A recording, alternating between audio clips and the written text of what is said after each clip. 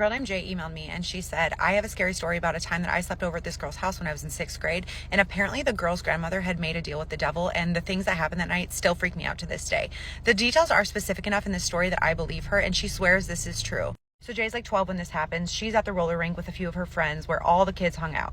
They run into this other girl that they go to school with, who she calls Emily for the story. They went to school with Emily, but they never hung out with her up until this night. But they're all having a good time, and Emily invites them over for a sleepover at her house. So they check with their parents. Their parents are like, that's fine. They all go to Emily's house. The girls spend the night doing normal 6th grade girl sleepover things, eating snacks, gossiping about boys, watching movies.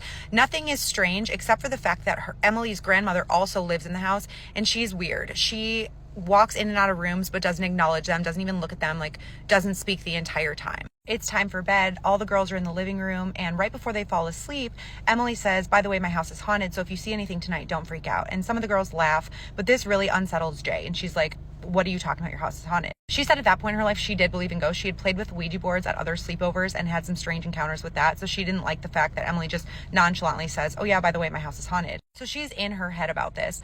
The other girls fall asleep, and she stays up for like another hour watching ridiculousness reruns, and then finally turns the TV off and tries to go to bed. She's dozing off when she hears a cabinet creak open in the kitchen, so she flips over, looks in the kitchen, and sees a cabinet door opening by itself.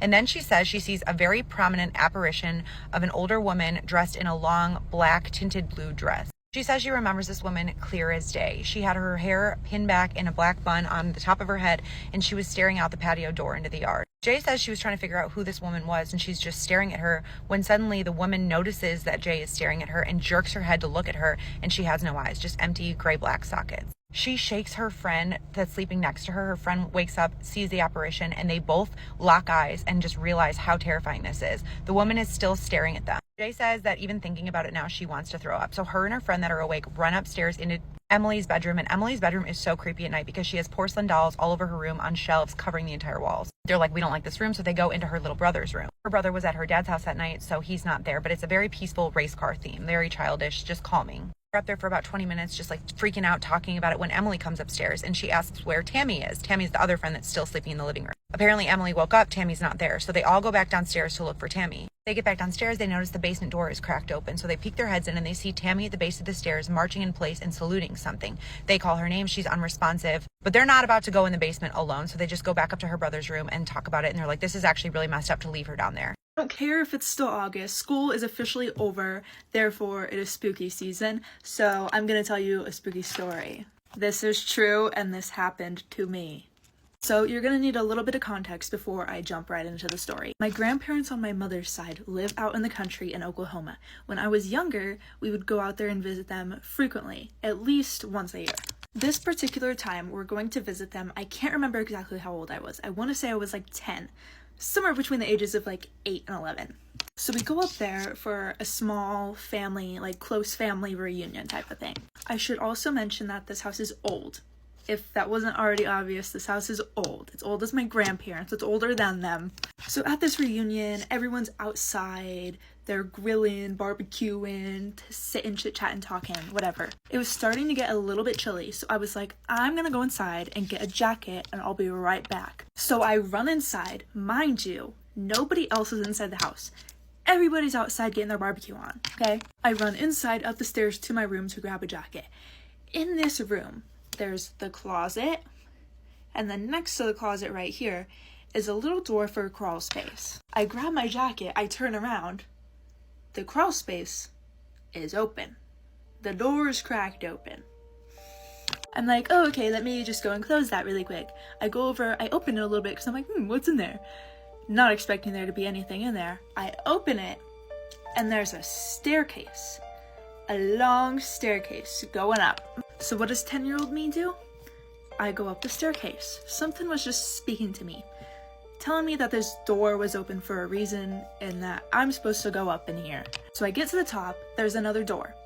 I open the door into this grand hallway. It's like white and gold marble columns, but it's a long hallway.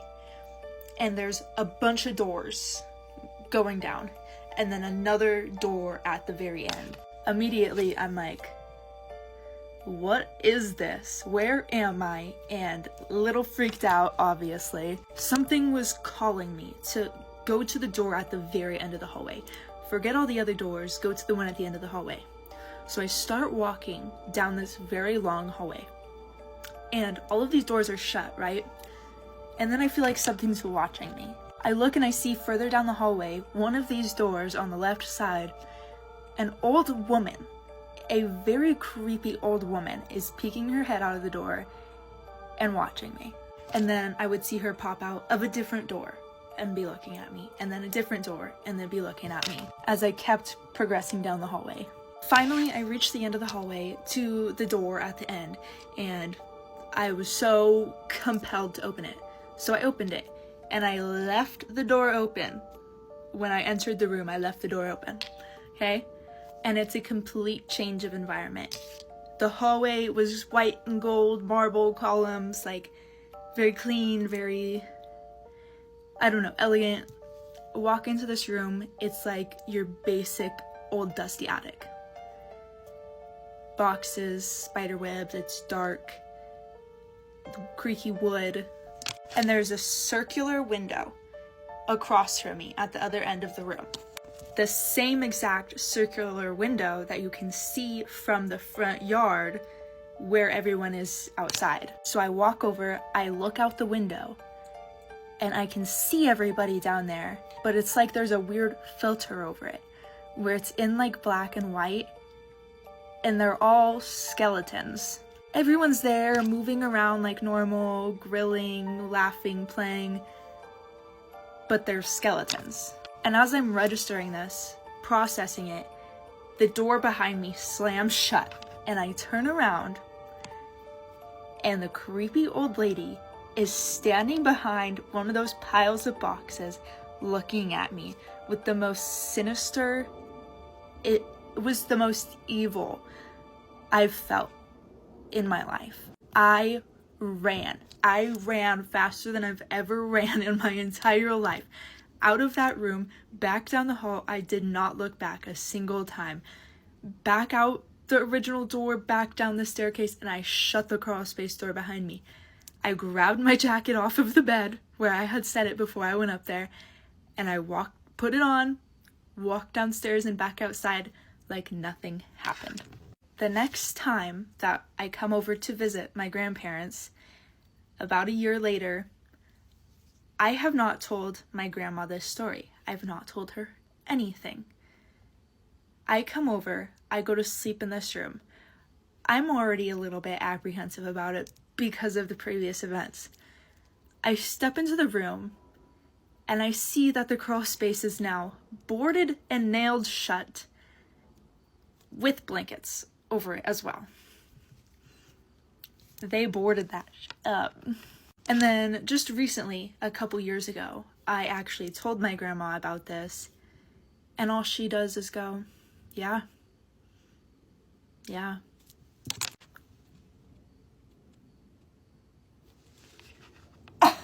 Goodbye. I'm about to tell you the scariest experience I've ever had as a psychic medium. Now, this experience actually happened when I was 6 years old, and a lot of people who have heard this story actually find it insane. And I have posted about it before, but I thought for all my new followers, let's bring this one out. So for a lot of you that don't know me, I'm Psychic Leah. I'm a psychic medium, demonologist, and training exorcist. And the reason I wanted to study demons and to become an exorcist is because of this very story.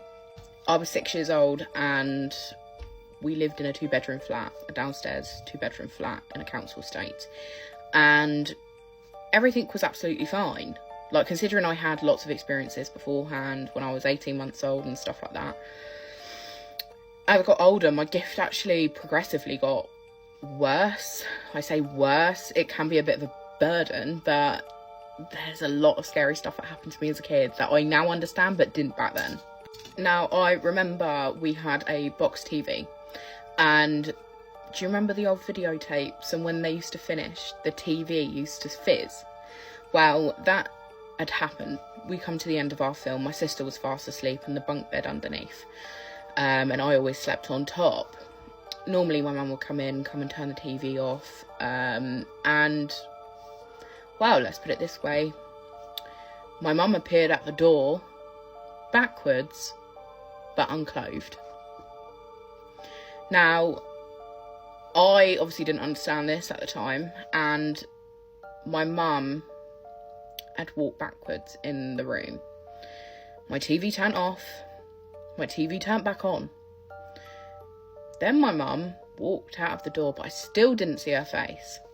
Bearing in mind, fully unclothed. So I turned around and said, Mum, and bearing in mind, I am literally pooing my pants. Because I haven't seen my mum's face. My mum's not talking to me. My TV's turned off. My TV's turned back on. And all I remember was the static on that TV. And it generally did feel like a film. A bit like Insidious, really. So I turned around and I said to my mum, I went, Mum, Mummy, Mum. She turned around. It wasn't her. This thing had a full-blown skeleton face. Now, when I tell you, as quickly as I could blink, I put the covers over my head, and I remember I actually didn't sleep that night. I was absolutely petrified. My TV was on that whole time, and my mum actually never came in our room that night. With the research and stuff that I have done and other specialists within the paranormal field, that was actually the closest I ever got to something demonic. And it mimicked my mum, but in the weirdest way. Now, you are going to ask me, did I have any experiences after that? With other spirit, yes. Demons are going to mimic your loved ones to try and make you feel safe and that you can trust them. Because, of course, you're going to trust your mum. Not as though I've ever seen my mum naked. But yeah, it's a crazy thing, and I'm going to be doing a series on here about demons and what I have learned as a demonologist and things you need to look out for, especially when it comes to demonic infestation and things leading up to a possession. And I feel like people need to be made aware of this, because if you were already getting the early signs, you can always call people like me who are going to be able to come out and help you.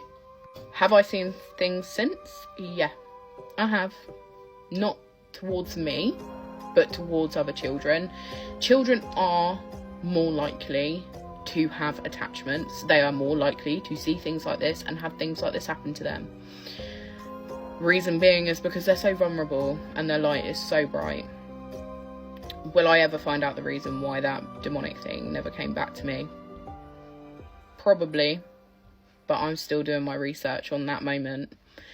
And this is only the beginning of my journey as a demonologist and an exorcist. Training exorcist, shall I say. But yeah, for more stories like this and to watch my journey in becoming an exorcist, make sure to come give me a follow and give this video a share. I send you all love and light, my darlings.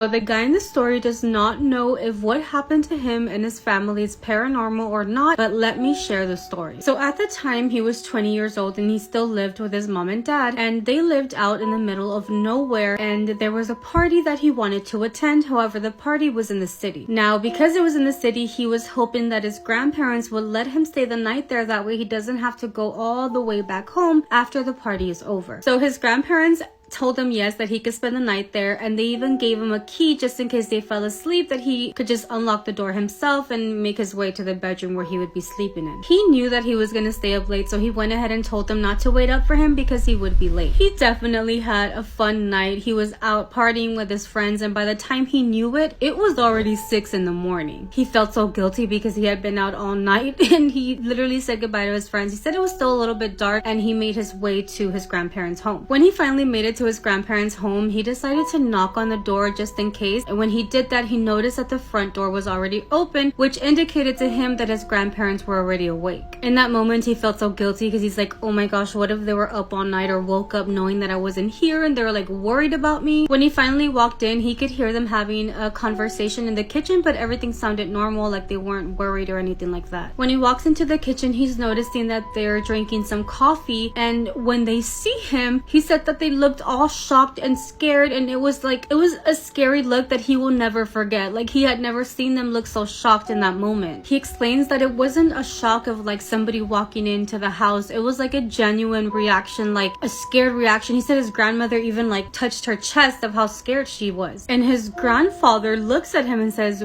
"What are you doing here?" He was like, "What the heck?" Because he's like, "Oh, maybe they forgot that I was staying the night." So he's like, "Remember I told you I was gonna stay the night here because I was gonna go to the party? You gave me the key, but the door was open, so I just walked in." He was like, "Did you guys forget that I was gonna stay the night here?" The grandfather was like, "No, yeah, we remember." And he's like, "Okay, well then what's wrong? Why are you looking at me the way you are? I'm here, like I just got here. I'm sorry I got here so late, but I'm here. Why are you guys scared?" And that's when his grandmother finally said something. She said, "But son, you already got here last night." After she says that, he starts laughing because he's like realizing they're playing a prank on him, but his grandparents did not laugh with him. They were completely silent, and you could tell that they were very confused. They explained to him that around midnight they'd heard when he got home, and that his grandfather even saw him from behind going to that room where he was gonna stay the night. That his grandmother was in the kitchen when he got there at midnight and even screamed to him like, "Hey, do you want something to eat? There's still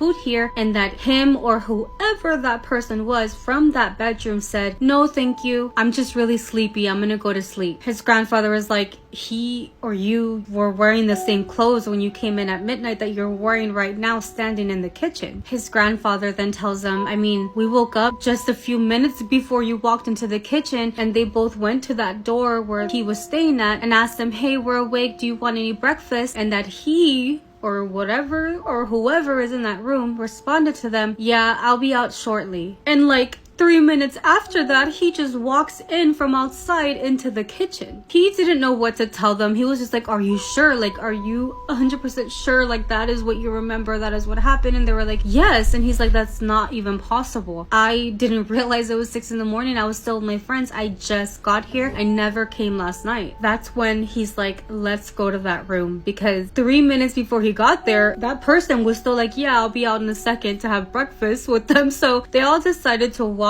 to that room together. Walking towards that room, he had never felt that amount of terror in his life. When they opened the door, he says that the entire room looked like someone had indeed stayed in there. Like, the bed was all over the place, the blanket was everywhere, like just things had been touched as if someone had been in that bedroom. And the strangest thing, even after all that, was that the restroom inside of that room still had like vapors from taking a shower coming out of it, like if somebody took a really hot shower. They were all dumbfounded, looking at each other like, what the hell? In that very moment where he's like, "I really hope this was my imagination," they heard the front door open and close again, as if somebody had walked out. Unfortunately, he wasn't the only one who heard it. It was both of his grandparents that also heard somebody leave the house. He explains how they stayed very still for like what felt like a long time, and he ends up staying a few more days with them because he's worried, but nothing happened after that. Like, thankfully, nothing happened after that. But he explains like, "I was not there. I never even went there. I got there, got the keys, went to party, came back 6 in the morning, and apparently somebody who looked just like him was at his grandparents' home," which is fucking crazy. I'm thinking it's like a doppelganger story, but I don't know. What do you guys think? Story time on why we had to get my house blessed and saged, because there were paranormal activities going on. Okay, I'm just gonna tell like a few incidences that happened. Let me know if you guys want more, because there's like a bunch, but I'll try to like tell the most like interesting ones. By the way, these experiences have happened to everyone in the house, so I won't be just telling like my stories, I'll be telling like other people's in the house's stories. So this actually happened, I want to say, about a year ago. My sister's fiance was here because she lived at the house with him, and his name is David. Okay, the rest of us were out of town. I don't remember, I think we were at a volleyball tournament, but the rest of us were out of town. My sister was with us. No one was home except for David. At about 1 o'clock in the morning, my sister's getting spam calls from David, and so it like wakes everyone up, and she answers the phone, and she's like, what's going on? And David goes, I can hear your mom calling me to come upstairs. I'm in the basement.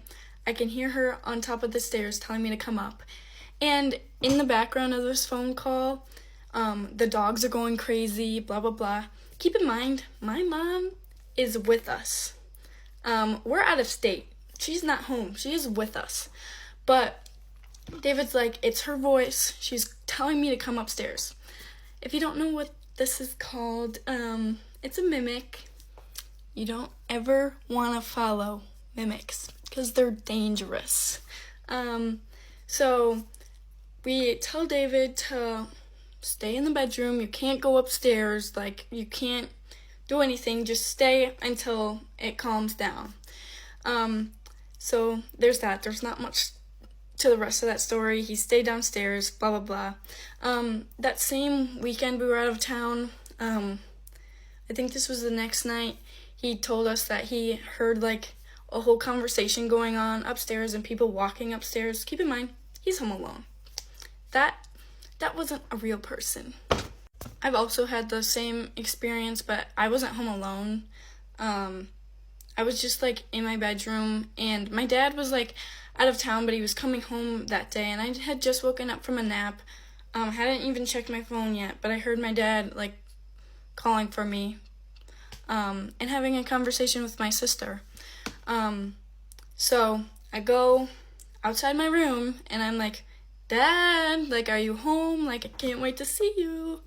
And I was just, like, calling for him, because, like, I didn't hear him anymore. So I checked Life 360, because I was like, what the heck, where is he? Because I can't find him. He's still 2 hours away, and my sister isn't even home, so it's not possible that I heard those two having a conversation. Yeah. Another thing that happened to me, this was like, I want to say like 10 years ago. I was down in the basement. There's a wall, and then there's a door right here that leads into the laundry room. And this door was open. We had like all the lights off in the basement, and we were watching a movie. This was me and my older sister.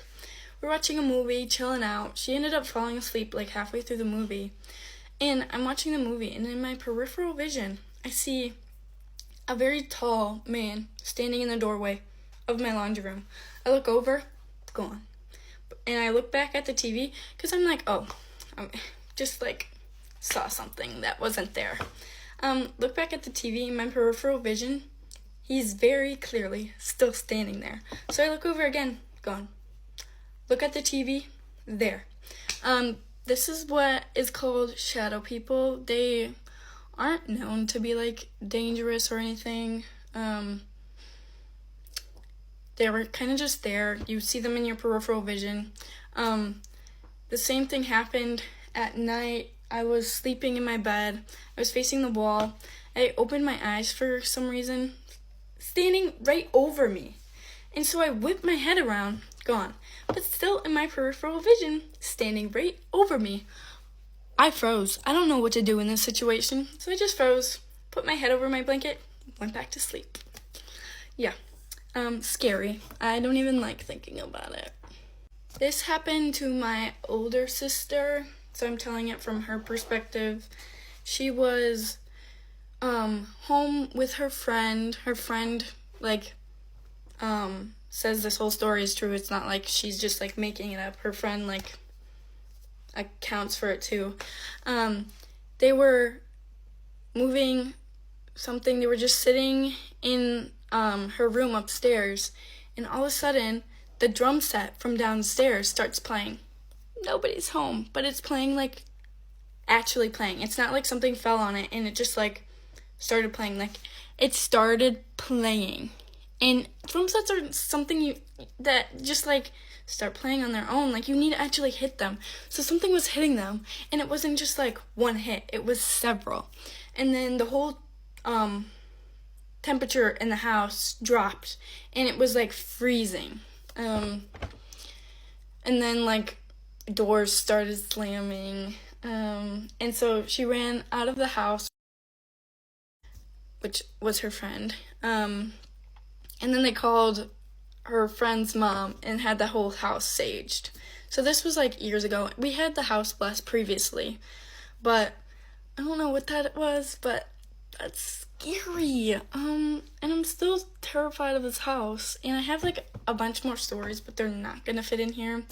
So if anyone sees this and you want more stories, let me know and I can make a series, but I only have like 70 followers, so I doubt anyone's gonna see this. But bye, love you guys. I have another spooky story for you guys.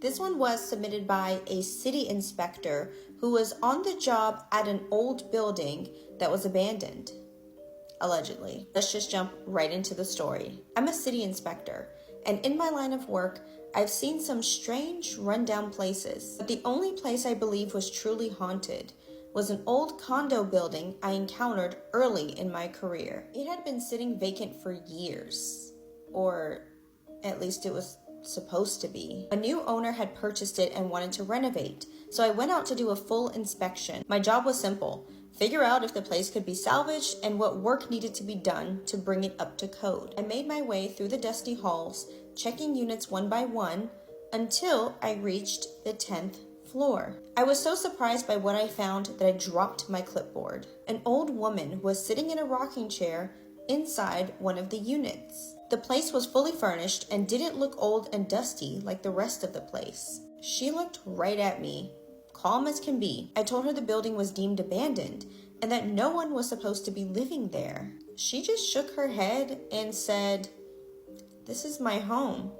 I have nowhere else to go." I had a full conversation with her. She seemed perfectly coherent, and it didn't feel right to push her further, but I did note it in my report. The building failed inspection immediately. When I told the new owner about her, he swore up and down that no one had been living there and that all the units had been empty for years. I assumed he was lying and that he had been illegally renting or selling condos when he wasn't supposed to. A month later, I went back for another inspection. I went straight to her unit first, and this time, it was completely vacant. Dust covered the floor, and there were cobwebs everywhere. It looked like it hadn't been touched in decades, and there was no sign anyone had ever sat in that rocking chair. I kept moving through the halls, trying to shake the unease that was creeping into me. Suddenly, I heard footsteps running behind me, followed by what sounded like kids laughing. I spun around and called out, but no one responded. I searched unit after unit, and every single one was empty. My brain tried to rationalize it. Maybe I was mistaking raccoons in the walls for laughter, or maybe sound was just carrying inside strangely. I went to check the elevator next. I got in and pressed for the top floor. Halfway up, it jolted to a stop. That's nothing new for old systems like this, so I just picked up the emergency phone to test it. A child's voice answered, followed by muffled giggling. Then, the call disconnected. I just sat there staring at the receiver, my stomach in knots. Those emergency lines don't just go to anyone. They're wired directly to a third-party monitoring service, so either they work or they don't. There's no way a child could have answered. The elevator started moving again, only this time it took me back down instead of up. I wrote it off as a mechanical fault and logged it in my notes, but I couldn't stop thinking about that voice. Later, as I was finishing my rounds, I saw a man at the end of the hallway. He walked from one side to the other, disappearing around the corner. I called out to him, but he didn't respond. I hurried to catch up, but when I reached the corner, there was no one there. The hallway was empty in both directions. I wrapped up as fast as I could after that and called the owner. He chuckled and told me not to worry, that sometimes his older properties came with ghosts. He said it like it was no big deal and just part of the business. I didn't buy it. I thought this guy had to be pulling something. But then again, what would he gain from purposely causing his building inspection to fail and facing possible fines for sending in an inspector knowing there were people living there illegally? When I told my colleagues, some of them gave me crap for it and said I must have been spooked by shadows in an old building. But a few of them insisted that the building could very well be haunted, as they have had similar experiences of their own. I'm still a building inspector, but since that experience, I am much more careful about whether or not I believe that I've seen people in these old places. So what do you guys think about this story? Is it possible that the owner really was just trying to pull something? Or did this building inspector actually see ghosts? Leave your thoughts down in the comments, and don't forget to like and follow for more spooky stories. I've never come up with an explanation for this, like how this happened or what happened. It still brings like tears to my eyes, and it makes my eyes well up, not like sad, but it's like a weird response that I have when I think about this. Like it freaked me out. I was in jail with some women who were already sentenced, and like the way that we were doing our time was we were in these wet cells and they would get locked at night, and then during the day we had like the stay room area, had one TV out there, and we could go out and like sit on the stainless steel picnic tables and watch the TV and talk, do hair, play cards, stuff like that. Well, I had a really good friend named Kelly, and she was locked up too, except she wasn't in my cell, she was in another cell. And so one morning they popped the lock and everybody comes streaming out of their cell, and they're going into the day room and getting a good seat, and Kelly comes out, and I was like, hey girl, what's up? She said, can I talk to you? And I was like, yeah, you can talk to me. There's not a lot of privacy in jail, but at this time, like, you can go in other people's cells, like you can kind of move around and everything. My roommate ended up going to take a shower, and so I was like, come in here and talk to me. And she said that something freaky happened to her last night and she could not explain it. She said that the night before she's on the top bunk and her roommate was on the bottom bunk. And she had been on her top bunk, had her blanket around her, her head was facing the wall, and she was sleeping when suddenly something nailed her. She was like, what is that? And she kind of got up, looked around, and she sees this pencil on the floor. And it looks like this pencil has just come out of nowhere and like nailed her. And she was like, my roommate's playing games, like she's trying to prank me, because she leans over and looks and her roommate is dead asleep. I was like, girl, that girl's playing games with you, like, don't worry. She was like, well, there's something else too. She said, I asked her for a sheet of paper yesterday. The girl had this like stack of loose leaf notebook paper, and she started going through it, and some of them had writing on them already, and so she was trying to find one that was blank, give to Kelly. And she said that she saw one, and it was a Ouija board, like a homemade handwritten Ouija board. And Kelly was like, yo, what is that? Like, what are you doing? And it even had like a little planchette. It was made out of a piece of paper. And the girl was like, yeah, that's just how I communicate with spirits. Like, when I'm in here, I don't have access to my Ouija board, and so I just make this homemade one. And Kelly was just like, okay, weird, but whatever.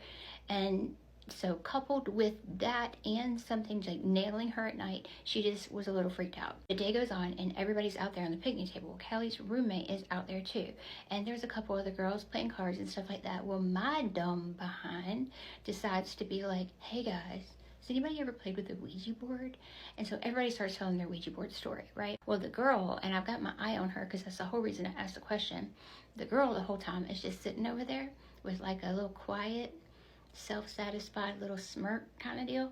And I was like, do you think those things are real? Like, I was asking the group, I was like, do you really think like they move because the spirit is moving it, or do you think there's always like a human or person moving it, you know? And the girl finally spoke, and she said, oh, I know it's a spirit that moves it. I speak with them. And it got quiet. And then some girl made a joke, and she was like, well, tell them spirits to call my bail bondsman and get me the hell out of jail. And like everybody laughed, mood was broken, whatever. So later on, I asked Kelly to put my hair in braids. I wanted like the pigtail braids, and she said, sure, go get my comb out of the cell. And told me exactly where it was. It was on her top bunk under her pillow, because she had been using it like right before they had popped the locks open. And so I go into her room, and hang on, I go over, I lift her pillow, I get the comb out from underneath it, I'm turning around, and I notice something on their desk. It's like a stainless steel desk that's stuck against the wall. It's a hairbrush, and it has a rounded at the bottom like handle, like it's and rounded at the bottom, and then like the bristles and everything, but it's standing perfectly upright. And I kept waiting for my brain to like catch up and like show me that it was an optical illusion or something. And I literally stared at it and watched. It was perfectly up. There's no way it could balance. No way. I know I tried it later. There was just no way it could balance like that. And plus, with like all the commotion, people coming in and out, like it surely would have fallen over. And y'all, I stared at this thing, and I was just like, and I couldn't talk. Like I was so, I don't know, I just knew I was seeing something that wasn't real or couldn't happen or it was supernatural. And right about the time that I was able to catch my breath and be like, Kelly, the thing flew across the room and it hit the wall in between the top bunk and the bottom bunk, and it landed on the girl's roommate's bed. And I got out of there. I don't have any explanation for that. I don't have any explanation for that. And it was terrifying. And it's not something I share with a lot of people because honestly, who's going to believe you? But if anybody has ever had like a similar experience or you have some kind of explanation for what happened, I would be really interested in hearing that. An email from a 911 operator to tell us their spooky story. Now, in the email, she said, this isn't my story, but this happened to my boss. But my boss is the type of guy who's not going to embellish. He's not going to make things up for attention. We're going to call her boss John. John says that one night he was working, it was late, and a call comes in. He picks up the call, and on the other end of the line, there is a man. And this man is telling him that where he is living right now, there is an active DV situation happening. The man on the line gives John the address and requests that he send officers. John dispatches the officers to the address that was provided to him. He tells the officers there's a man in the house who is calling to report a DV situation. He is calling from the landline, and he is requesting that someone come. The officers go, they show up, they knock on the door, a woman answers. They ask the woman, is there anything happening in this house right now? The woman just answers, no, nothing is going on. The officer then proceeds to tell her, well, we had a call from the landline at this house that there is an active DV situation happening. The officer that is talking to the woman looks behind her and notices that her husband is standing there just very menacingly. But once again, the woman tells the officers, we're the only people in the house, we did not call, nothing is going on. But the police officer that is talking to her just is not buying it. So he pries for a little more information, he asks her again, and once again she says no. At this point, there's nothing that the officer can do. This woman is not going to report that she's dealing with any abuse or a DV situation, so he just has to take her word for it and leave. So the officers do end up leaving, but the officer that was talking to her, he's just got a bad feeling, like something is not right in this house. So he ends up going back to the 911 operator and telling the 911 operator that he would like a recording of the call.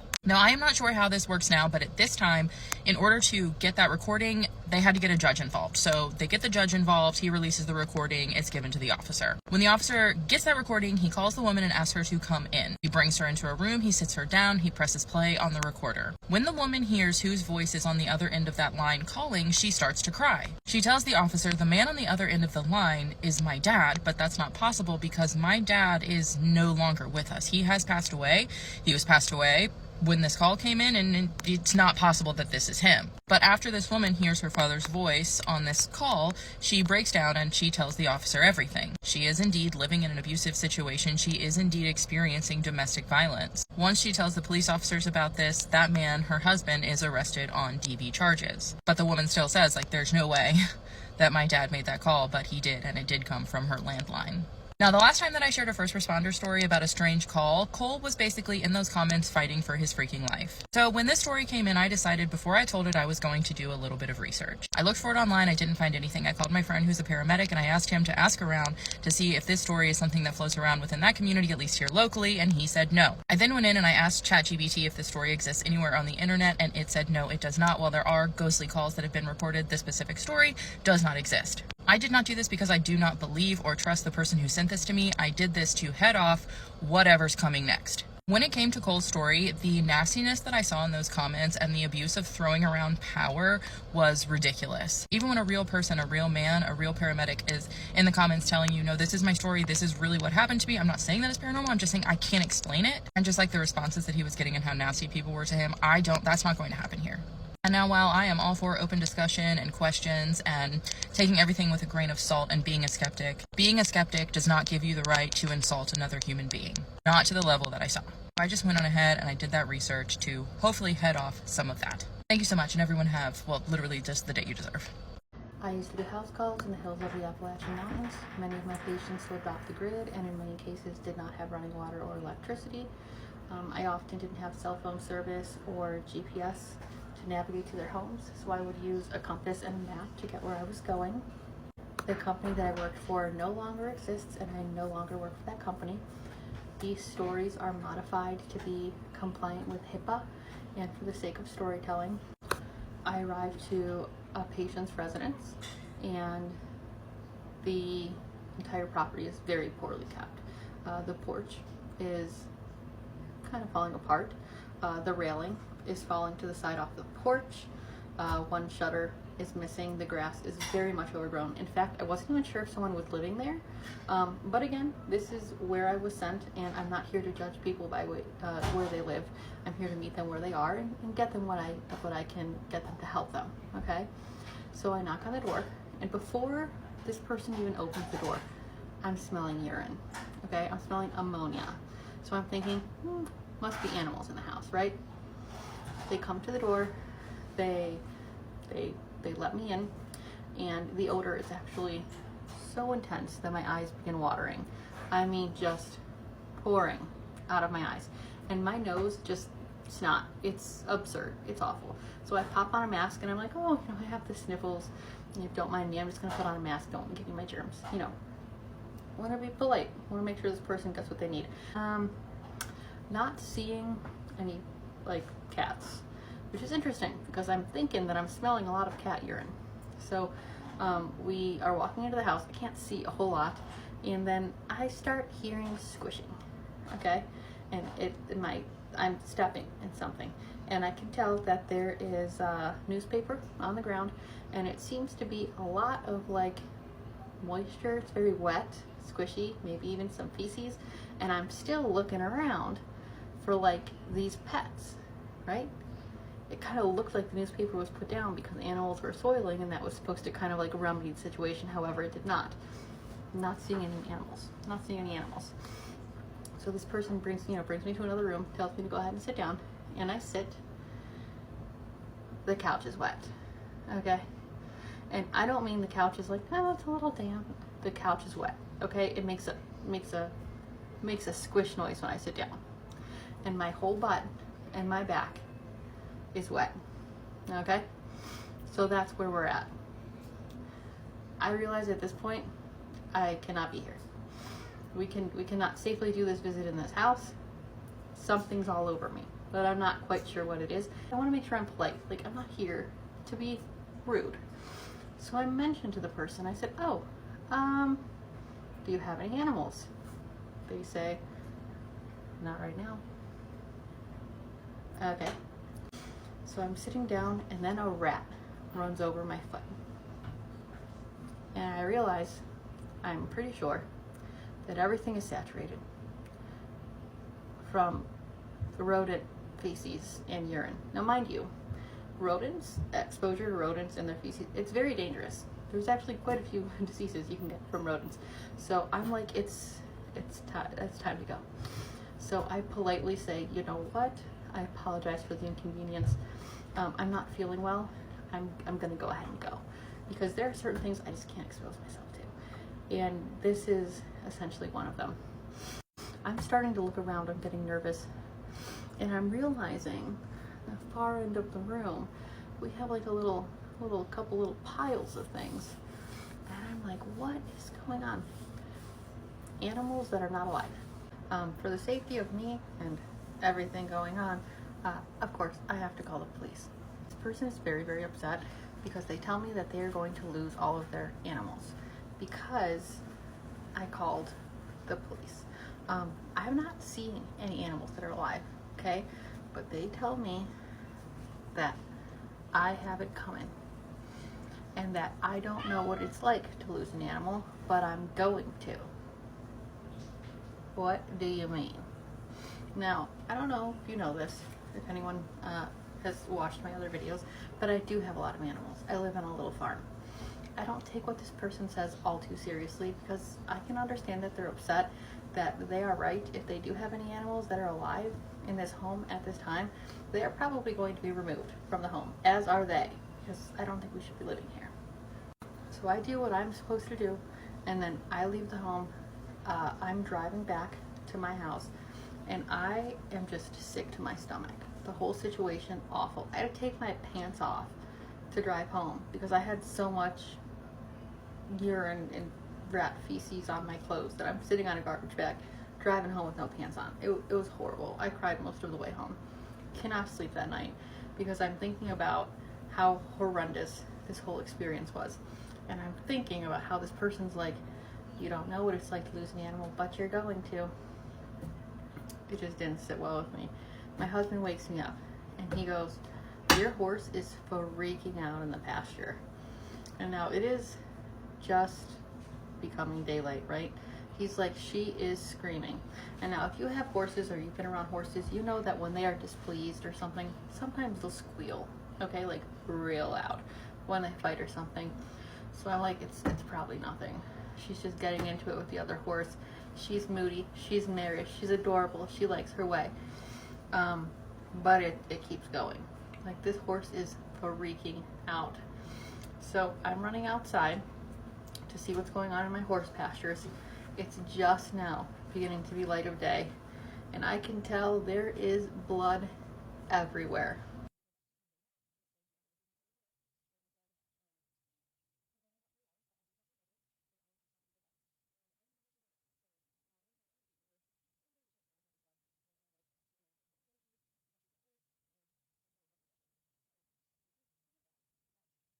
I mean, our pasture has puddles of blood throughout the entire thing.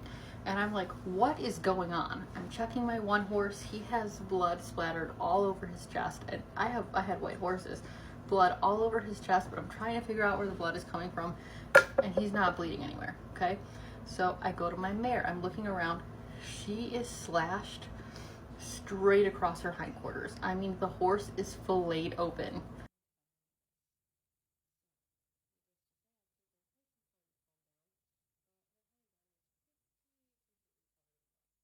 Her whole back end, and there's blood everywhere.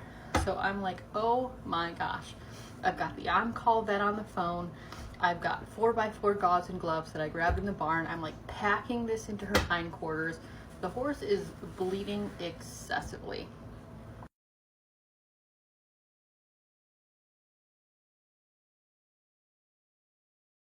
And you know, the vet comes, and an emergency vet call, which is expensive. If you know, you know.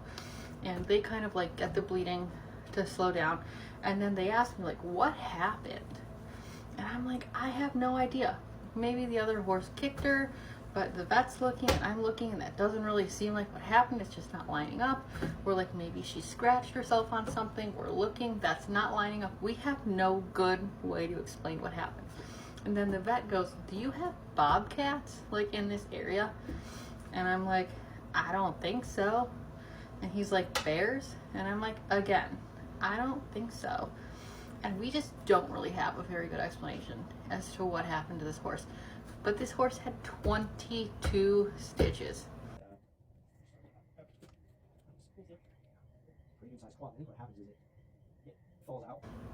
It's a lot of stitches, and lost a lot of blood. The horse lived, okay? The horse was fine after weeks of antibiotics and a lot of cleansing of those stitches. But I still, to this day, think about this person saying that I had it coming and I didn't know what it meant to lose an animal like this, but I was going to. I got a DM from a guy who says, I experienced something haunting. I never tell anyone because I don't want to be labeled as crazy, but if you promise to keep me anonymous, you can share my story. He wanted to be called Joe for the sake of his story, and I have to tell you, I believe him. He swears up and down this is true. Joe's a pretty normal guy. He works as a service rider at a car dealership in Colorado. His favorite hobbies are fishing and watching football. In 2017, he decided he was lonely, so he downloaded a dating app. He went on a few dates before meeting a girl named Morgan, who he pretty much immediately fell in love with. They hit it off, and 6 months into the relationship, Morgan finds out she's pregnant. They decide to keep the baby. They have a healthy, happy baby named Brady. When Brady starts walking, the family adopts a small black lab puppy they name Max, and Joe and Morgan often call Brady and Max the puppy the kids. Joe and Morgan have a great relationship. They're great at parenting together, and they decide to get married in 2019. A year later, Morgan's pregnant again, and they have a healthy, happy baby girl they name Michaela. Michaela is born with a lot of brown hair, brown eyes, and she's just a really sunny little happy baby. One day in August of 2022, Joe wakes up really, really early to go fishing with his buddy Kyle from work. He packs up his truck around 3 a.m. and they are on the water by 3:45 a.m. This was a lake that Joe and Kyle fished often. Joe says that he was really happy with his life at this point. He felt like his life was complete. His job was great. His relationship with his wife was great. Happy with his kids. Just couldn't ask for anything more. They get done fishing around 8 a.m. and they're packing up their respective trucks in the parking lot. They drove separate. Kyle finishes packing up his truck. He drives off. Joe waves. Joe says there were other cars in the parking lot, but nobody that he could see. After he's done packing up his truck, he's about to get in the cab, and he looks up and sees strange lights in the sky. He described them as if the northern lights were in Colorado. They're like beautiful reds and pinks and blues and yellows as far as the eye can see over the lake. Joe gets in his truck, and he's watching the lights for about 20 minutes. He figures it's some strange celestial or solar event, and he's just admiring it. The lights fade and he drives home. He pulls up to the house, he gets out, he goes in, and Morgan is furious, and she's like, "Where have you been all day?" Joe's like, "What are you talking about? I was fishing." He left before she was awake. She's like, "No, I've been trying to get a hold of you all day and you haven't answered any of my calls or texts." And he looks down, realizes his phone's dead. He powers up his phone. He does realize that he has a ton of missed calls and texts from Morgan, and it's 2 p.m. Somehow he has lost 4 hours from his life. The lake where he was fishing was about 20 minutes, and he said he couldn't have watched the lights for longer than 20 minutes. He apologizes to Morgan. He's like, "I must have dozed off," and she's like, "It's fine, whatever." He's like, "Where are the kids?" She's like, "They're napping." Joe's tired because it's a weekend and he's been up since like 2:30 getting ready to go fishing, so he goes in his room and he takes a nap. He wakes up, Morgan's in the kitchen making dinner, and Braden's playing on the floor. He's like, "Where's Michaela?" And she's like, "Who?" Joe laughs and he's like, "No, is she still asleep?" And Morgan's like, "What are you talking about? Who is Michaela?" And Joe says he started feeling this immense sense of dread. He runs into Michaela's room, and it's not Michaela's room. It's the office it was before Michaela was born. He says he woke up in a reality where Michaela doesn't exist, but he has real memories from the 2 years she was alive. For example, they took a family trip to Utah right after Michaela was born. She was a newborn. She screamed the whole ride. He took a ton of photos, but when Joe looks at the family photo album, Michaela's not in the photo. He remembers her baby shower. He remembers her baptism. Everyone else has convinced him that he dreamed her. Joe says the only other story he can find similar to his is the Reddit lamp story. If you don't know what that is, look that up. The only difference of his story and that story is there was no accident. There was nothing that could have caused him to hallucinate her existence besides the lights he saw. Although he wanted to be anonymous, Joe did ask me if I made this video to ask if anyone else saw those lights over a Colorado lake in August of 2022, if anyone has experienced anything like this, and if not, what anyone thinks that could have potentially happened. Joe says, although there's no evidence that Michaela ever existed, he feels a void in his heart and he thinks about her every single day. Keep sending me these stories and I will keep adding them to this playlist. As many of you know, I grew up in deep Appalachia. I now live in Atlanta, Georgia, and there are times where I'll tell my friends stories from what happened to me when I lived out there, and they're like, "What?" I already posted about my UFO story last year, and that video got to like 3 million views. But today, I'm going to tell you guys the story of when I was a kid and I encountered a skinwalker, or at least what I thought was a skinwalker. I hate long intros, so I'm just going to get into the story. The place I lived was a place called Jasper, Georgia. It's right next to LJ, and I lived in the place where the show Squidbillies was based on, and we have a Squidbillies shrine in our town center. I had a friend that I would stay with pretty often, and her family owned a 300-acre farm, and when I say family, it's just her and her mom who live there, and so they have like all these farm animals, and they have different parts of their land that you have to walk through trails in the woods to get through. Like, in order to get to one barn, you have to walk through the woods for like 10 minutes just to get there. So there was one day that I was sleeping over there, and we had been home alone all day. I was probably in 3rd grade when this happened. Some of you might ask why me and my friend were just like 2 3rd graders alone on this farm. And it was because my parents were getting a divorce, and so I needed a place to go, so I pretty much lived with this girl at the time. But back to the story. So my friend's mom was on the way home, but I guess there was like a lot of traffic, or she was running late or something. So she called my friend and she asked her if we could like go down to one of the barns and feed the horses before we went to bed. So at this point in time, it was probably like 8 o'clock. The sun was going down. It was about to be nighttime. You could still see the sun and the light when you're in the open field, but in the woods, it was like pretty dark. Like there was no sunlight. So my friend and I started walking through the pasture to the woods, and she had a flashlight with her. We got to the woods, she turned the flashlight on, and we started walking. We were walking for maybe like 3 or 4 minutes through these woods, so we're about halfway through the trail, and we're just talking about some shit and laughing. And then all of a sudden, my friend just stops talking, and like I was kind of just like looking at her, like as we were speaking. I wasn't really looking in front of me. And then she just like drops the flashlight and starts sprinting in the opposite direction, like back to the house. And so I was like, "You okay, Rebecca?" And because that was her name. And I turn and I see her sprinting, and the flashlight was just like on the floor in front of me, and I was like, what the fuck? So I turn back in front of me, and I just see like maybe like 10 feet away this gigantic like white figure. And I didn't look at it for long, but just like the sheer height of this thing, whatever the fuck it was, scared me so badly that I looked at it and immediately was like fight or flight mode. Like, I felt danger. So right when I looked at it, I turned the other way and fucking booked it. I was running faster than I'd ever ran before. So fast that I passed my friend, and I was like running and pissing my pants at the same time. Like, that's how fucking scary it was. And so I ran all the way back to her house, and in my brain I was like, what is the one place I can hide right now where no one will find me? And the only thing I could think of was like, I just ran to the laundry room and I got in the dryer. And so I was just sitting in the dryer, and it was like one of those old school dryers. It wasn't like plastic clear cover, so it was just like a white door that closes it from the front. And so I was just in there. I was like curled up in a ball, and I waited like, I don't know, what seemed like 15-20 minutes. I was just in there covered in piss, and eventually I thought that whatever the fuck was in the woods had like killed my friend. And so I was just crying, and like I was freaking out, but I was also terrified and didn't want to die. So I was just sitting in there. And then eventually my friend walks through the door, and I can tell that she's crying and she's like hyperventilating. She's like like I hear that. And so I open the dryer, and she's like scared when I open it, obviously. And I was just like also crying, and we hug each other, and I was like, where did you go? And so she told me that she had ran and she got into like this trailer that was kind of near the house, because it was the only place she could think of to hide. And so we were both hiding, and I guess she just like mustered up the courage to run to the main house. And so we were both just like trying to explain what we saw and like put together whatever the fuck that was. And this was like 2008, maybe 2009. So I think I was like 12 or something when this happened, but this was way before like creepypasta or like any of these stories were like even around. So we couldn't even put a name to like what the fuck we saw out there.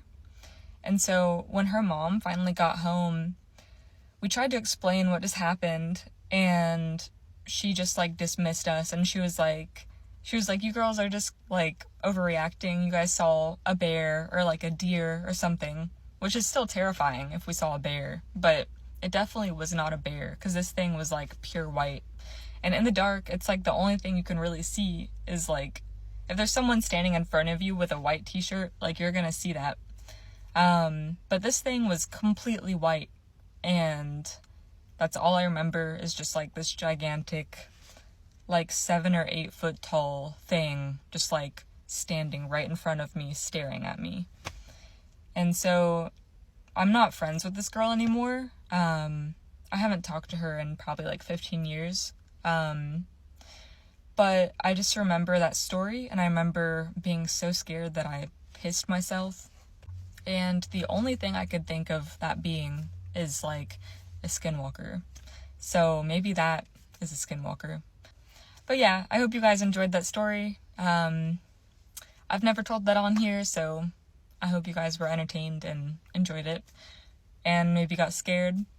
But anyways, later this week I'm gonna post another story about the Appalachian feral people, because I think I also had an experience with that when I was younger. There was a lot of weird shit that happened. But yeah, thank you guys. Scary story time at 5 in the morning, Appalachian Mountain edition.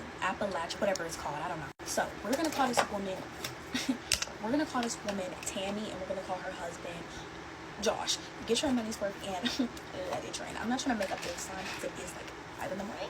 Now, Tammy and her husband's anniversary was coming up, and she wanted to do something special for him, and she knew that he absolutely loved going hiking. Okay, can this open? Going hiking. So she was like, you know what? I'm gonna take my man on a hiking trip. So she decided to take this man to a mountain called Black Mountain. And the locals were like, the woods are different out there. You shouldn't go. And I honestly will be adding all of my die because I'm bored. But obviously, do you think she listened to the locals? No, she doesn't listen to the locals. She actually does the complete opposite. And to make all matters worse, they decided to hike at night. Who would have thought of this idea? I don't know. Now, they weren't just going to be hiking. They were also going to be camping. So, again, don't know why they decided to go out late. So, they make it past, like, this old abandoned fire tower. And, now, they were falling asleep when out of nowhere, the husband had noticed, like, these flashlights, like, around the tent. And at first, he had thought the flashlights were, like, fireflies. And he was like, babe, like, look at these flashlights. They're, like, fireflies, they're blue. This is, like, smell, like, a scent. And she's like, what are you talking about? So they both step outside of this tent. And that's when they realized that it actually wasn't freaking fireflies. They were flashlights, and they had no idea where they were coming from. And keep in mind, these colors weren't like regular flashlight colors. Like, they were literally like pale and blue, the type of like lighting that makes your head hurt. And it wasn't just one or two lights, it was actually several of them. They decided to take their flashlight out, and they're like, okay, maybe this will scare these things away. And when they did it, it all scattered. The lights scattered and then like gathered into one big beam. Do you know how scary that is? So spooked out, they're like, what the crap did we just see? And then out of nowhere, they heard like footsteps, like more than, I'd say, 5 footsteps running towards them at the same time. They both run in the tent, and they're literally just holding each other, and they just hear the footsteps surrounding their tent all night long. And they also heard words like help me, whispers. Oh my gosh, I'm getting goosebumps. Okay, so after this, they decide, okay, we cannot go on with the trail, we gotta go home. The husband says this. She wants to continue the trail. She wants to keep going after what they've been through last night, all night. They didn't even get to go to sleep, and she wants to keep going. She's like, no, our anniversary. And he's like, girl, I could care less about our anniversary. Our anniversary will be better if we make it home alive. So they make it back to their hotel, and the husband was talking to what are they called, like the women at the register. They were talking to one of them, and I forgot what they're called. Oh my gosh, I'm just gonna say a waitress, even though I know that's not the name for them. And he was just telling them what they had went through, and like the waitress, whatever her name was, she went pale, and she's like, yeah, because you guys were camping in an area where a mine fell in and killed 27 men. I'm done. We were what? Yeah, why do you think that fire tower is abandoned? Every year there is reported, like every single year, they get reports of people complaining or people never coming back from going in those parts of the woods because they hear words like help me, save me, and they go in trying to investigate and save the people, and they end up going missing themselves. Oh my gosh, goosebumps. I wish, can y'all see? My hairs are literally standing up. I always overactivate my slime, but then like if it sits for like a day, it's not overactive anymore, and I honestly don't understand the science. Like, does that mean like it's just sitting or something like that? Like, y'all, I suck at making slime.